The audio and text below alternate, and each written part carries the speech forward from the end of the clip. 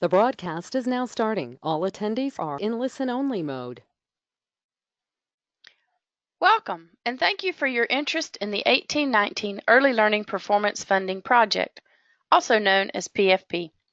My name is Penny, and I'll be walking you through some slides about how to apply and why that's a good idea.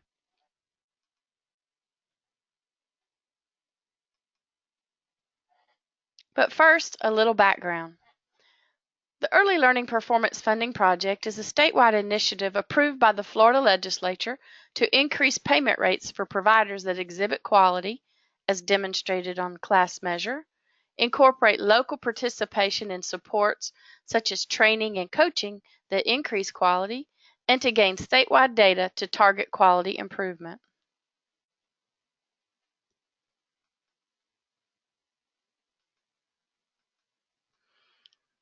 The Early Learning Performance Funding Project is now in its 5th year. Benefits of participation include providers receive a differential payment for each school readiness birth-to-school age child in attendance. They may also receive an additional differential for completing child assessments.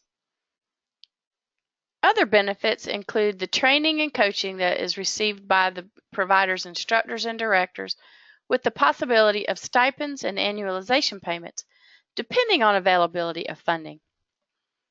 Another benefit is that you can get prepared now for new legislative requirements for school readiness providers. The Florida Legislature recently passed a bill known as House Bill 1091 that increases quality and accountability in the school readiness program. School readiness providers will be required to have a program assessment using the class tool. The class observation and training are key components of the Early Learning Performance Funding Project.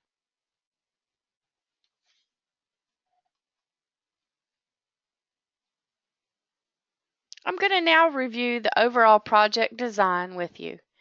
Providers who participated in the 1718 project should recognize this basic design. There are still 5 tiers. The composite scores are the same, as well as the rates, and the strategies have basically remained the same. I'm going to start with Tier 1 and walk you through the requirements at each tier. Tier 1 providers are providers who have received a class composite score of a 1 to a 2.99.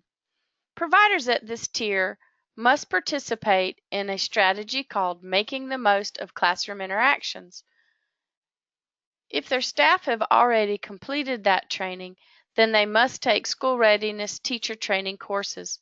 The goal at Tier 1 for Tier 1 providers is that they improve their class scores and move further up in the tier rankings.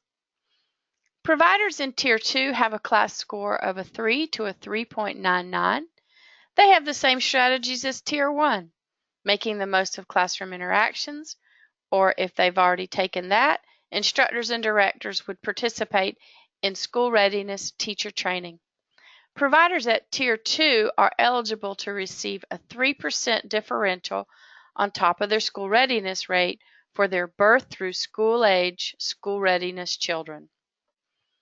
Providers in Tier 3 have a class score of 4 to 4.99. They participate in child assessment training unless they've already taken it, and they participate in one additional quality improvement strategy, and we'll talk about those in just a moment.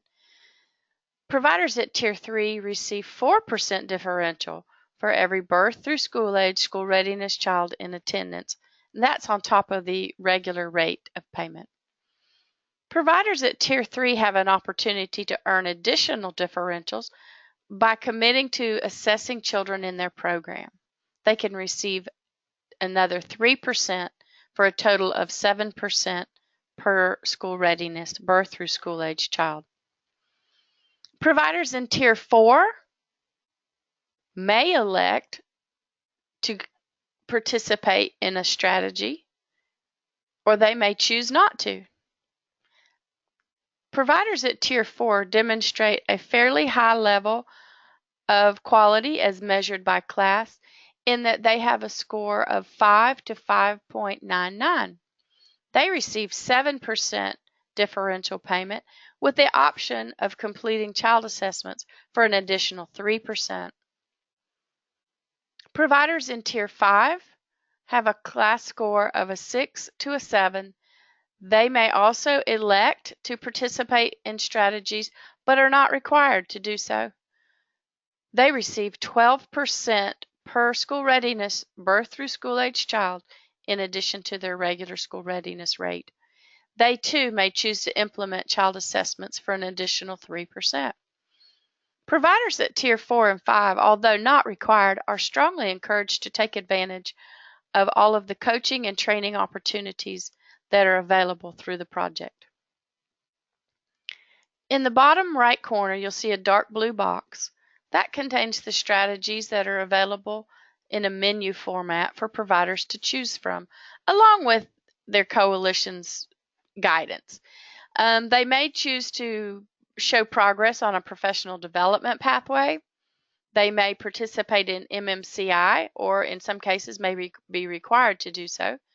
They may also participate in school readiness teacher training. They may participate in locally selected IASET approved training, which is eligible for CEUs. They may also be able to participate in certified coaching from a coach who's certified in a particular model of coaching.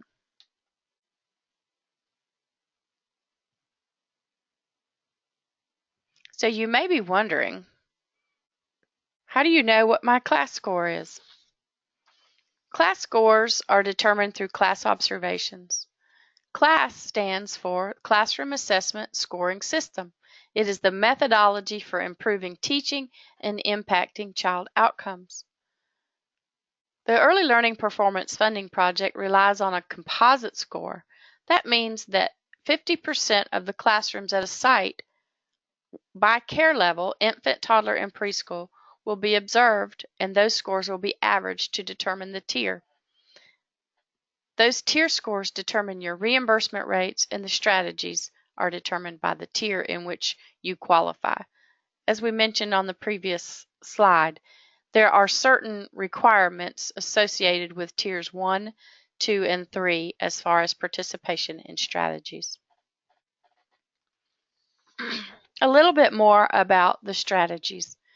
Making the most of classroom interactions, MMCI in other words, is 20 hours of pre-K training for those who are in a pre-K classroom, and that's 3-year-old and up.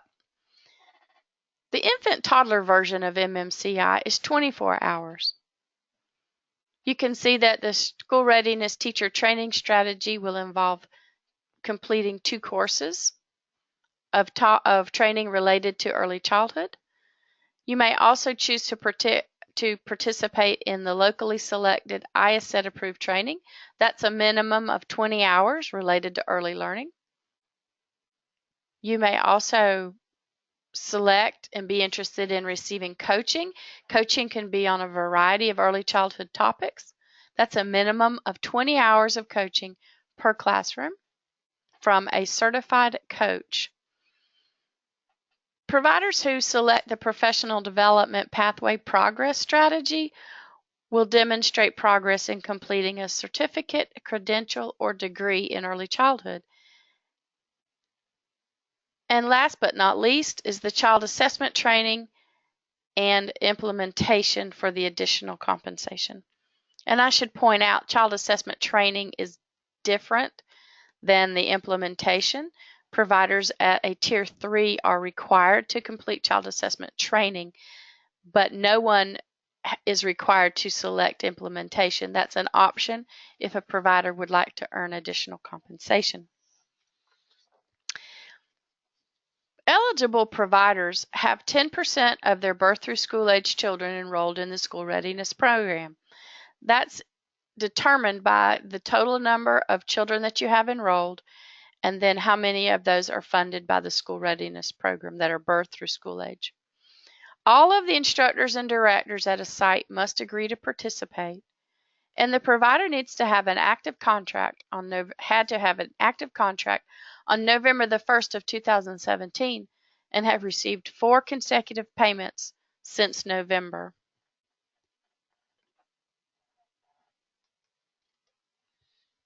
Some important dates to remember. The provider application window will open May the 30th and close June the 15th. You must apply during that window. The system will be closed after that. Class observations will take place June and July and possibly August, depending on when your ELC decides to start the project. And they have an option to start at either August the 1st or September the 1st. You'll see some additional dates here called deliverable due dates. Deliverables are things that you have to submit in the web-based system where you apply that are required by your contract, such as training completion certificates, child assessment reports, and things like that are required under your contract. The first set of deliverables will be due January the 11th. The second set will be due March the 29th. And the final set will be June the 30th. And specifically, what is due and when will be included in your provider contract in the deliverables table. I do want to mention that some deliverables may have earlier due dates. For example, if you're required to register to attend a training, it may be required that you register prior to January the 11th in order to get into that training. Interested yet? We hope so. We're going to go over the next few slides that detail how you go about applying for the project and hopefully answer other questions that you may have about the registration and the application process. So you have two ways to apply. One is that you can cut and paste the link that you see there on that slide into your web browser. That will take you to the home page of the project. Or you may click on the link in the email where you got this link for the recorded webinar from. That link will take you to the same place.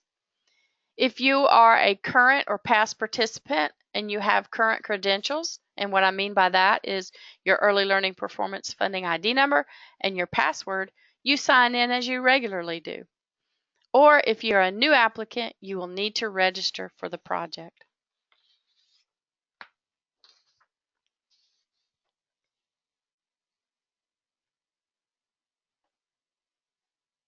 The screenshot on your right shows where providers who already have a PFP ID number and password will log in. They'll enter that information in the boxes and click Log In to be taken to the 1819 application. First-time applicants will need to register, and in order to register, they click the blue button at the bottom.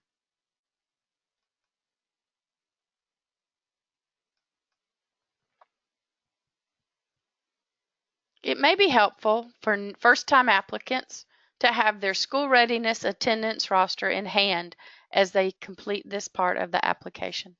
They will need to enter their Early Learning Coalition, their county, the last 4 digits of their provider ID, and their provider extension, as well as their zip code. Both your coalition and the Office of Early Learning is available to help you identify the last 4 digits of your provider ID and your provider extension if you are unable to supply that information yourself.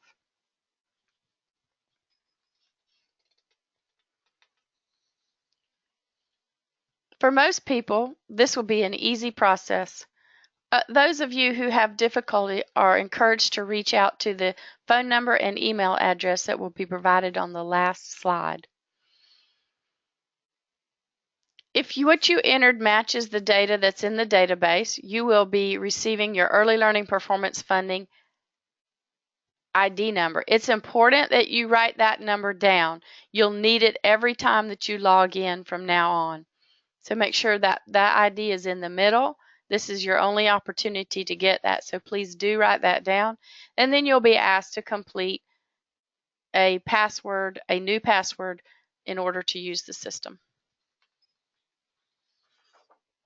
I mentioned to you earlier that there are some qualifications in order for you to be able to apply. Those are that you have 10% of your total enrollment made up of children in the school readiness program, and that should be your birth through school age. That you have a school readiness contract with your coalition on November the 1st, and that you've received payments from November through February, and that all of your instructors and directors agree to participate. If you successfully answer the pre-qualification questions, you are directed to continue with the application itself. And you will receive a message similar to the one on your left that says, "Congratulations." Click Next and you'll be taken to the remaining section of the application. Those of you who are not able to answer those questions successfully will be ineligible to participate, but you may want to reach out to your coalition in the event that there is some help or assistance that they can give you with qualifying.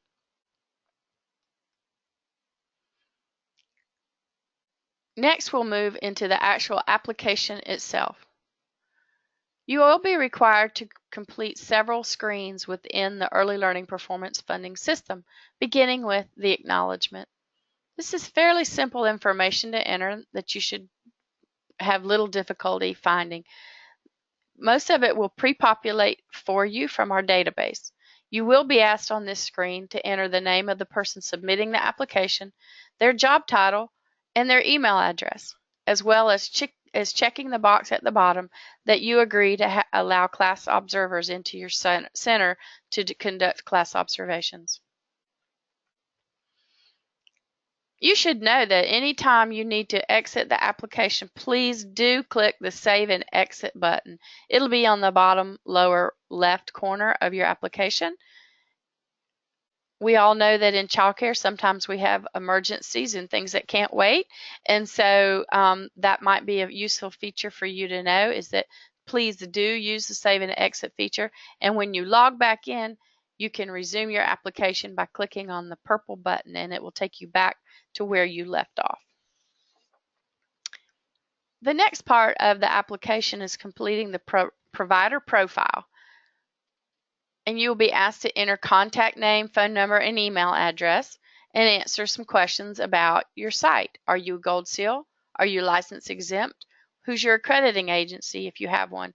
Are you currently using an online child assessment system?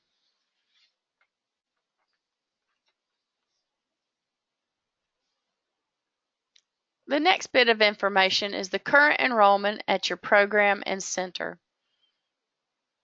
You will be asked to enter the number of children birth through 5 enrolled, and of that number, how many are school readiness children. The other numbers on the page will carry over from what you entered on the pre-qualifications page.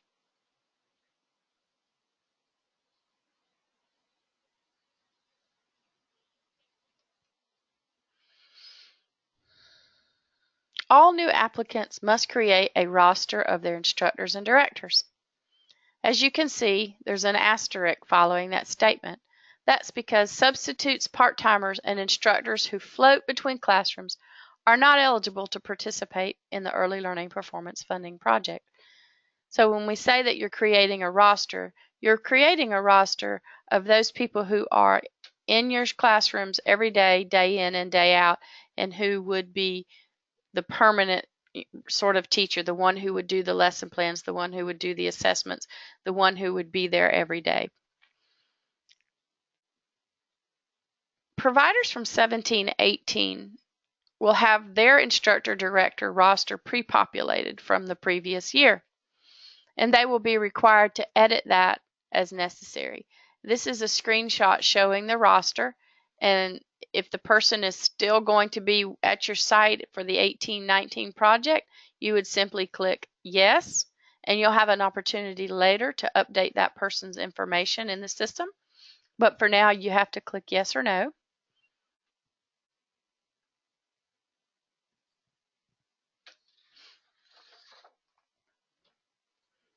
And then you have to add anybody who you have hired since 17-18, and for those new participants, you would be adding all of your new people, all of your staff, with the exception of substitutes, part-timers, and floaters. I would say one thing about substitutes, part-timers, and floaters. Even though they aren't actually officially participating in the project, many coalitions encourage you to have all of your people attend any training where they have the capacity to serve you, and please do take advantage of that as it becomes available. To add a new instructor or director, you click Add New Instructor Director, and then you will be asked to complete some information about each person, such as their role, their email address, their birth date, the date that they became associated with that classroom, their highest education level, their highest credential level, and then it'll be asking them some questions about training that they've completed in the past. And for those of you who participated in 17-18, this will be your opportunity to update the information for each of those instructors and directors who participated and maybe got some of this training behind them now. The next step in the application is to add your classrooms to the system. You can do that by clicking Add New Classroom, and you add all birth through 5-year-old classrooms. So let me clarify that for you. In order to qualify, and for payment purposes, all birth through school-age children are utilized. But in the project, only your birth through 5-year-old classrooms participate.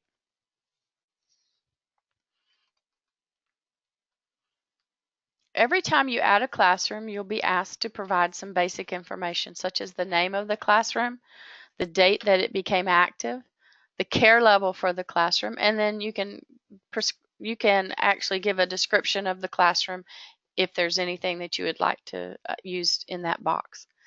Please remember to enter a unique classroom name. The computer will not be able to distinguish between the uppercase 2-year-old room and the lowercase 2-year-old room. It will all look as if it's just the 2-year-old room, and there won't be any identifying information. Please note, if you select the 1-year-old from the care level box, you will get an additional box asking you to say whether most of the children in that room are under 18 months or whether most of them are over 18 months. That's because the class tool uses 18 months and under for the infants and over 19 months and up to 35 for the toddler tool. So we would need to know the care level. Once you've entered all of your classrooms, the system is going to ask you to confirm that you've entered them all, because we use this information in order to schedule your class observations and for the system to identify which classrooms are to be included in your composite. And you'll get another message saying, are you sure? Because it's that important that we have to give that many notices, making sure that you really think about it and that you're entering classrooms that are actually in existence and not entering classrooms that you anticipate that aren't actually in attendance yet. So if you go, well, I know that in September I'm going to be adding a new classroom, you're going to have to wait until you've been selected and until you have that opportunity for the system to reopen and add classrooms at that point. But for now, make sure that the classrooms that you're putting are the ones that you actually have open and functioning right now. Another step in the application process is that you make a connection between your list of instructors and directors and the classrooms themselves that are in your classroom list. So you can assign an instructor to a classroom. You can also assign a director to a classroom if they are in that classroom as a primary instructor. So you may have directors who are basically who do scheduling and payroll and those kind of office kinds of things.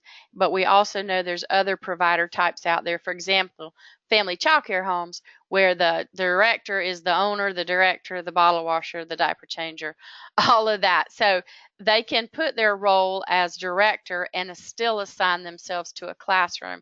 But for others, it's not a requirement that a director be assigned to a classroom if that's not his or her really true role at the site. And this is a simple process. You'll see each of the instructors listed. You click on their name. You click on the purple button to create an assignment for them. And then you go down to, and when you click on that, you'll get a new box. And from that box, you'll be able to select the name of the classroom. and then just click Assign, and then that's all that process requires. Then you're going to be asked to confirm and submit your entire application. And you'll see that there's some important information in the box there. This is your opportunity if you forgot somebody who works there and that slipped your mind. This is the time when you click the previous button to go back and add them in and remember to assign them to a classroom. So you can have one person assigned to one room, but a room may have more than one person assigned to it. So for example, in your infant room, you may have Susie, but you also may have Maria. So Susie and Maria can be assigned to the infant room, but they could not be assigned to another room in addition to the infant room.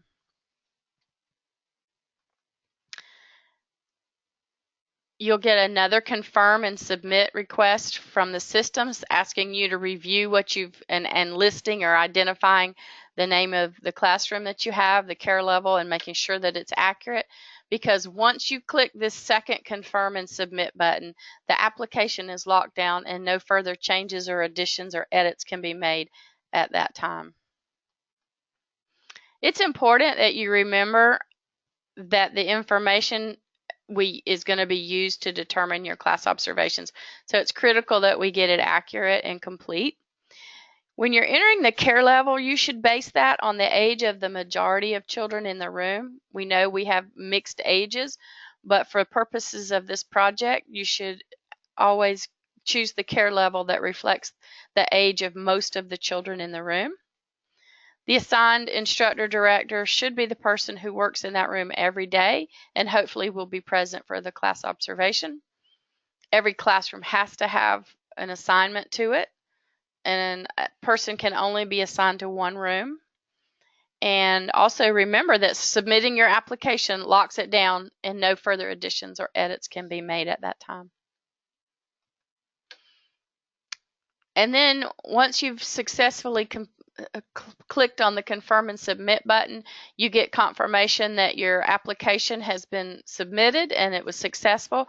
If you do not receive this, because that requires clicking that purple confirm and submit button 2 times, if you don't get that message, that means that your application is not completely submitted and can't be considered for selection purposes. So now what? You've completed your part for now. So your coalition will review your submitted application for errors and omissions. If they find something that's missing or inaccurate, they will contact you and require you to correct the information. If your application is correct as submitted or requires no further corrections, your coalition will contact you to schedule class observations. Your coalition will then notify you if your program is accepted into the project and will advise you of the next step, which is called roster finalization. So between these last 2 bullets are when the class observations take place. And this process can take a little bit of time. Our goal is that we would have a start date, depending on your coalition, as early as August the 1st. Or they could delay that till September the 1st, depending on the number of observations and things that they need to do in between there. And so be patient, I guess, is the message, that between your submitting your application and scheduling your observations, selection takes place closer probably to August and in some cases September.